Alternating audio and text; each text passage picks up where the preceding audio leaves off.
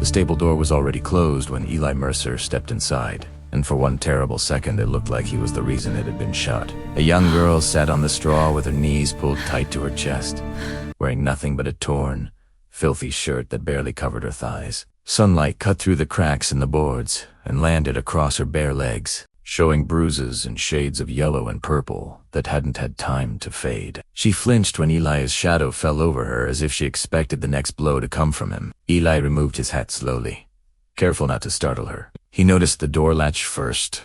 It had been fastened from the outside. He noticed the iron ring bolted into the wall next, and the short length of chain lying in the straw. Then he saw the marks on her wrist. She tried to speak, failed, swallowed, and forced the words out in a cracked whisper.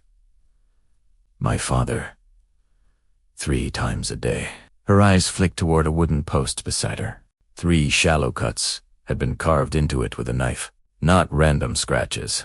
3 marks, evenly spaced. Morning, midday, night. She didn't cry. He drinks, then he comes, and he locks the door. The heat inside the stable felt thicker than the air outside. Eli felt something shift in his chest that had nothing to do with anger and everything to do with shame. He had known Silas Whitfield for years, a small-time horse trader with a taste for whiskey and cards at the Long Branch Saloon in Dodge City. Silas had told him his daughter was sickly and unstable. Folks in town said his debts were getting loud, and a girl's name on a deed could quiet them. What Eli saw in that stall was neither sickness nor madness. It was control. The girl's name was Clara Whitfield, 18, old enough to know her own mind. But in Ford County, an unmarried daughter still lived under a father's long shadow. And she watched Eli the way a trapped animal watches, a man holding a rope, just waiting to see which side of the rope he stood on outside. Boots crunched on gravel. Silas Whitfield was coming back from the well. If Eli walked away now, Claire would count 3 more marks before the day was over. If he stepped between father and daughter, he would be stepping into a fight that Dodge City law might not see his way. Eli had seen a drunk man ruin a home once before, and he'd hated himself for staying quiet. He wasn't about to do that again. So, here's the question that still hangs over that summer afternoon. When a man finds a girl locked in a stable by her own father, does he follow the law, or does he break it? Silas Whitfield stopped 3 steps from the stable door when he saw Eli standing there. Silas set his bucket down so he smiled, but it didn't reach his eyes. "She gets dramatic in the heat," he said, wiping his mouth with the back of his hand. "Girls got a wild streak." Eli didn't answer right away. He stepped just enough to block the view into the stall. Not aggressive, just firm. "She's locked in," Eli said. Silas shrugged like it was nothing. "She runs off. I keep her close. That's called raising a child." Clara didn't move, didn't cry, didn't defend herself. Eli had come for a bay gelling and found a girl instead. He spoke calm, the way men do when they're about to test another man's temper. "I'll take the gelling," Eli said, "and I'll hire her for the drive back to my ranch. Need an extra pair of hands. I'll pay fair." Silas's smile thinned. "She ain't for hire. She ain't livestock either," Eli replied. "That did it." Silas lunged. No warning. Just whiskey, breath and fists. The first punch caught Eli in the shoulder. The second never landed. He wasn't quick like a young gun, but he was steady. He caught Silas by the shirt, drove him back into the stable wall, and the whole place shook with the impact. A horse kicked inside its stall. Dust filled the air. Silas swung wild. Eli kept it tight. One solid hit to the ribs, one shove that sent Silas stumbling into a feed barrel. Clara moved then. Not much. Just enough. She grabbed a handful of straw and flung it into her father's face. It wasn't heroic. It was desperate. And it was enough. Eli reached for the outer latchkey, hanging from a nail. He unlocked the stall door. Silas coughed and tried to rise. Eli stepped between him and the girl. "If I hear you've laid a hand on her again, I'll come back with the law and I won't come alone." Minutes later, Eli's wagon rolled away from the Whitfield place. Claire sat beside him, wrapped in an old canvas coat. She didn't look back. Behind them, Silas stood in the yard, eyes cold, already thinking, not about revenge with fists, about revenge with law, and Silas Whitfield knew exactly how to use that. Now, before we ride any farther into this dust and trouble, go ahead and subscribe if you haven't already. Pour yourself a cup of coffee or tea, settle in, and tell me what time it is where you're listening from. 'Cause what Silas does next won't just test the law. It's going to test whether Dodge City believes a girl who says 3 simple words or a father who calls it discipline. Eli's wagon carried them out of Dodge City before the sun had time to cool.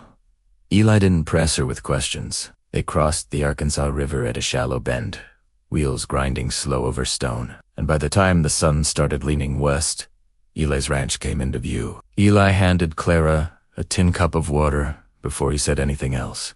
"You're safe here," he told her. She nodded, and her eyes went distant, like she was already counting the hours. That first evening, when the sun dipped low and the shadows stretched long, Clara stiffened. It was one of the hours, Eli noticed. He didn't mention it. Instead, he asked her to help him carry feed to the horses. Keep moving. Keep breathing. Break the clock. When the moment passed and no one came through a locked door, something small shifted in her shoulders. Not trust. Not yet. But maybe a crack in the fear. The next morning, Eli rode into Dodge City and stopped by the sheriff's office. Tom Callahan was inside, boots on his desk, hat tipped back. Tom listened without interrupting. Lock stall, marks on wrists. 3 times a day. Tom rubbed his jaw slow. "You stepped into something," he said. "I know," Eli replied. Tom leaned forward then, voice low. "Silas filed a complaint this morning. Says you kidnapped his daughter and men at the Long Branch owed him favors." There it was. Not a fist. Paper. Law. Silas hadn't chased them down the road. He'd gone straight to town. Straight to the badge. Tom wasn't accusing, but he wasn't smiling either. "In Teeth's County," Tom said carefully. "A father still carries weight." Eli nodded. He understood. Out here, blood often spoke louder than bruises. When Eli returned to the ranch that afternoon, he found Clara standing by the fence, watching the horizon like she expected dust to rise at any second. But she must have felt it in the air because just before sunset, she said something that made Eli's stomach tighten. "He won't stop," she whispered. And in the distance, far down the road leading from Dodge City, a thin line of dust had begun to climb into the summer sky. The dust line grew thicker as it came up the road. Clara saw it before Eli said a word. She didn't panic. That was the strange part. She just went still, like someone who had spent years learning there was no use running. Eli stepped off the porch and rested one hand on the fence rail. He counted 3 riders, Silas in front. 2 men behind him from town, both the kind who spent more time leaning on saloon walls than working honest fences. No badge in sight. Not yet. They pulled up hard in the yard. Silas swung down from his saddle, eyes bright and mean. "You got something that belongs to me. Ik had it out." Eli didn't raise his voice. "She ain't a saddle." One of the other men spat in the dirt. "This don't need to be ugly," he said, though it already was. Claire stepped out onto the porch. She stayed behind Eli, but she didn't hide. That mattered. Silas saw it too. For a moment, his mask slipped. Not anger. Control. The kind of man loses when the person he's been breaking stops bending. "You think he'll keep you?" Silas snapped at her. "You think this old rancher wants your trouble?" Eli didn't look back at Clara. He kept his eyes on Silas. "You filed a complaint?" Eli said evenly. "Sheriff knows where she is. We can ride into Dodge City and settle it proper." Silas laughed. "Settle it, hooray," he said, and stepped forward. It happened fast. A shove, a swing. One of the hired men tried to circle wide toward the porch. Eli moved first. He drove his shoulder into Silas, sending both of them into the dust. No gunfire, just fists and breath and grit between teeth.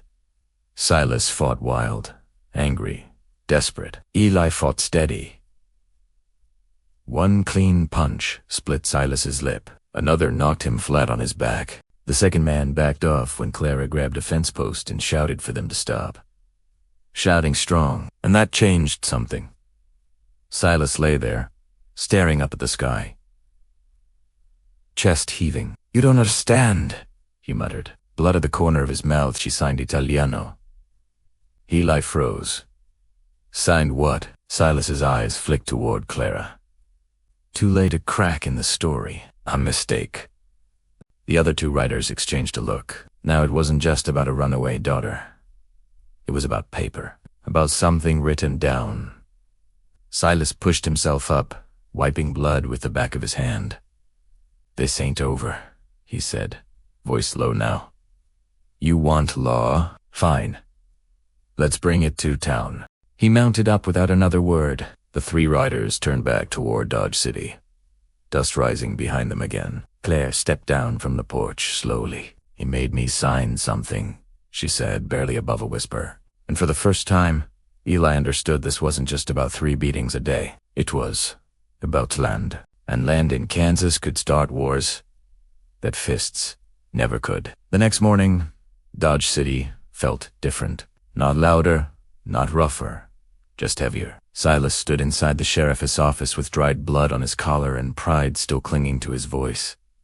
Clara stood a few feet away, hands steady at her sides. Eli didn't speak for her. He stood beside her. That was enough. Tom Callahan laid the paper on his desk. A transfer of land, her late mother's small piece of property along the Arkansas River. Signed, but signed under fear. Signed by a girl who had been locked in a stall 3 times a day until she stopped arguing. Silas tried to call it family business. Tom cut him off. "This isn't raising a child," he said. "This is a locked stall in a chain." Tom looked at Clara. "Did you sign it freely?" She lifted her chin. "No." One word. Clear. No shaking. No tears. Silas was taken into custody for assault and for holding her against her will while the deed was set aside for review. By sundown, the story had ridden past Dodge City, from saloons to church steps, and folks argued over it, clear out to the next county. Now listen close. Out here in 1880s Kansas, the law wasn't always fair, and even today, it still depends on men and women willing to stand up when it would be easier to stay quiet. If there's a lesson in that summer dust, it's this. Sometimes the clock that controls your life isn't time, it's fear. And fear only keeps its power when no one challenges it. So, let me ask you, where in your life are you still counting marks on a post? What habit? What voice? What memory? What person? And what would happen if today you chose to stand steady, even if your voice is only 1 word strong? If this story moved you, take a second to like the video and subscribe to the channel. Leave a comment and tell me what part stayed with you. Tell me what time it is, where you're listening, and what state or country you call home. Every story shared here is gathered and retold with care. Some details are adjusted to deepen the lesson and bring clearer meaning. While the images you see are created with AI to enhance the emotion of the experience, if this kind of storytelling isn't for you, that's all right. Rest well tonight and take care of your health. But if it spoke to you, stay with us. There are more stories like this, and maybe the next one will be the one that helps you stop a clock of your